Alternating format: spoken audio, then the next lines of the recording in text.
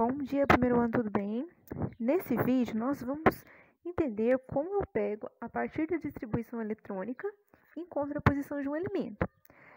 Nós já iniciamos esse tema anteriormente, mas agora nós vamos diretamente, só com uma distribuição pronta, encontrar o elemento sem ver o nome dele aqui, ok? Então, vamos lá. O primeiro elemento que eu tenho, 1s2, 2s2, 2p5. Primeiramente, ele termina em P, ele termina no subnível P. Isso diz para mim o quê? Que ele está entre os grupos 13 e 18, ok? Porque os grupos 1 e 2 terminam em S e os grupos de 3 a 12 terminam em D. Então, se ele é um P, ele está entre 13 e 18. Mas entre 13 e 18, qual é a posição dele? Vamos lá. Ele termina com o último subnível dentro da camada de valência, então ele é representativo. Para descobrir o número do grupo de um elemento representativo, eu vou somar todos os elétrons da camada de valência. No caso, 2 mais 5, 7. Então, ele está no grupo 17. Esse grupo 17 recebe um outro nome, que não foi falado nos vídeos ainda, mas está aí na apostila, que é o de halogênios, ok?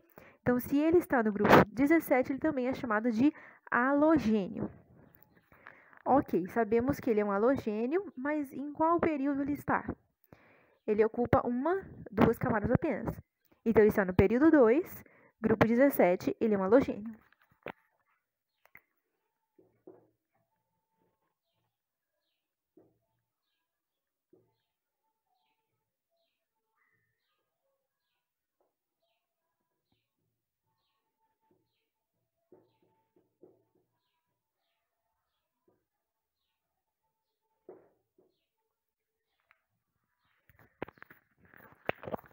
Agora, vamos para o elemento aqui abaixo.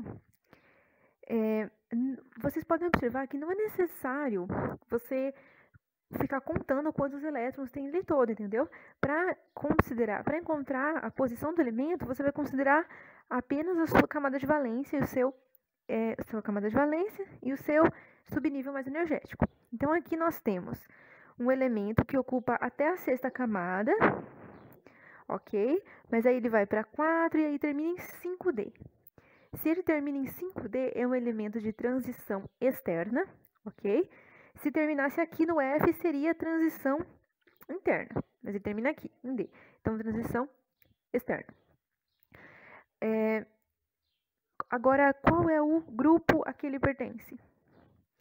Vamos lembrar que, sendo um elemento de transição, eu vou pegar o número de elétrons do último subnível, o subnível mais energético, somar com mais 2 e vou encontrar o número do grupo. Então, aqui ele tem 10 elétrons no subnível mais energético, com mais 2, 12. Ele pertence ao grupo 12. E qual é o período? Veja que ele ocupa até o período sexto. Ok? Embora aqui tenha um 5, porque é mais energético, mas ele ocupa até a sexta camada. Então, ele está no sexto período, no grupo 12, e ele é um metal de transição. Ok? A maior parte da tabela, se vocês forem observar, é feita de metais. E no caso aqui, ele é um metal de transição. Vamos marcar as coordenadas desse elemento aqui.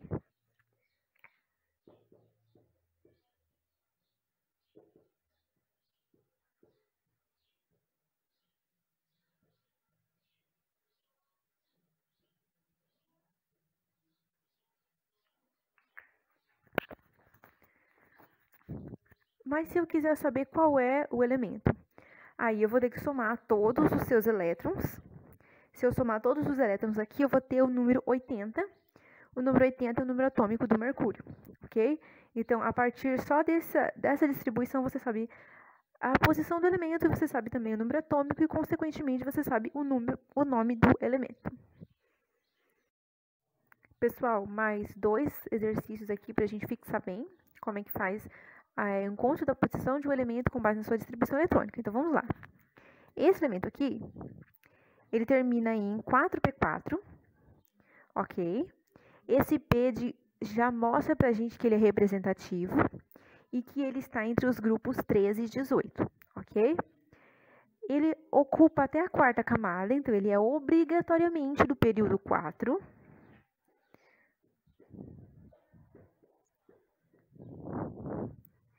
Ok, e ele é representativo. Como eu faço para encontrar o grupo de um elemento representativo? Eu vou pegar toda a camada de valência e somar todos os elétrons que ela tem. Então, toda a camada de valência dele é 4s2 mais 4p4. Isso dá 6 elétrons. Então, está no grupo 16. É importante também, não foi falado no vídeo, mas está aí na apostila, ok? Elementos do grupo 16 são chamados de calcogênios. Eles recebem um nome especial também.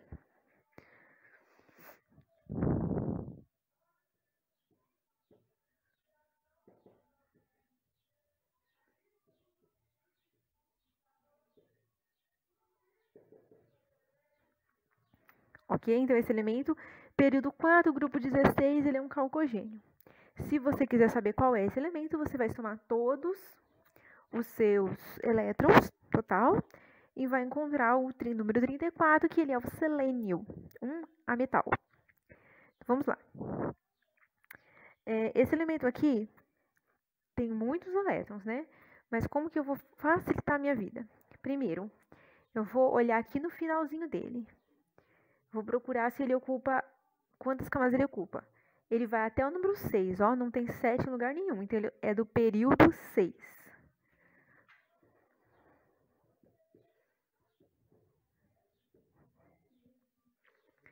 E qual que é o grupo dele? Vamos considerar, pessoal, que ele termina em S. Então, eu poderia pensar, ele é representativo ou de transição? Ele é representativo, porque ele termina em S. Representativos terminam em S ou em P. Outra lógica que eu posso usar para saber se ele é representativo. Ele termina no grupo 6 e o subnível mais energético também está no grupo 6, então ele é representativo. Qual que é o grupo dele? É o grupo 1.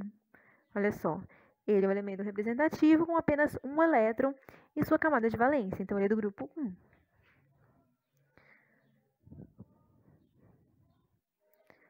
Qual que é a classe desse elemento? Nós já vimos no vídeo da aula anterior, nós já vimos naquele PDF que eu mandei para vocês de classificação, propriedades dos elementos. Ele é um metal alcalino, ok? Então, se você for descrever esse metal, como que ele reage? Ele é um metal macio, que pode ser cortado com uma faca e reage violentamente com a água, causando explosões, ok? Metal alcalino.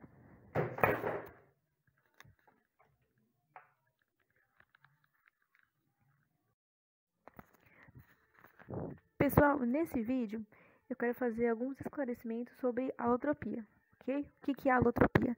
É quando eu tenho um elemento que se apresenta de diferentes formas. Então, nós falamos sobre o carbono, que ele se apresenta na forma de diamante ou na forma de grafite. Mas como que é essa apresentação do carbono? Ah, tem um carbono que é de diamante, outro carbono que é de grafite. Não, o átomo é igual, ok? O que muda é o arranjo entre eles, ok? Formando esses cristais. E dependendo de como estiverem esses cristais, é que a substância vai se apresentar, ok? Então, o diamante, carbono puro, se apresenta dessa forma. Ele é claramente ametal, o carbono é um metal. Então, o diamante não conduz eletricidade, não possui brilho metálico. Ele possui um brilho sim, mas não é um brilho metálico, ok? É diferente. Vamos comparar, por exemplo, uma pedra dessa com uma chapa de aço, uma chapa de platina, por exemplo. É diferente. Já o grafite é o carbono arranjado dessa forma aqui, mas ele tem uma característica que ele se assemelha aos metais. Ele não é um metal, mas ele tem alguns comportamentos metálicos. Se você for observar, inclusive, a posição do carbono na tabela,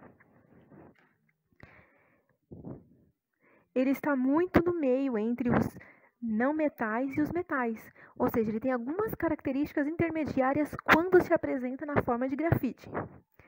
Nas outras apresentações do carbono, não. Por exemplo, o carbono está presente no nosso organismo, nos combustíveis, nos plásticos, ok? Mas quando ele se apresenta na forma pura, como grafite, ele tem algumas propriedades metálicas. Ele tem um certo brilho, né? Não é igual aos outros metais, mas ele tem um certo brilho metálico e ele conduz a eletricidade, ainda que de uma forma menos eficiente.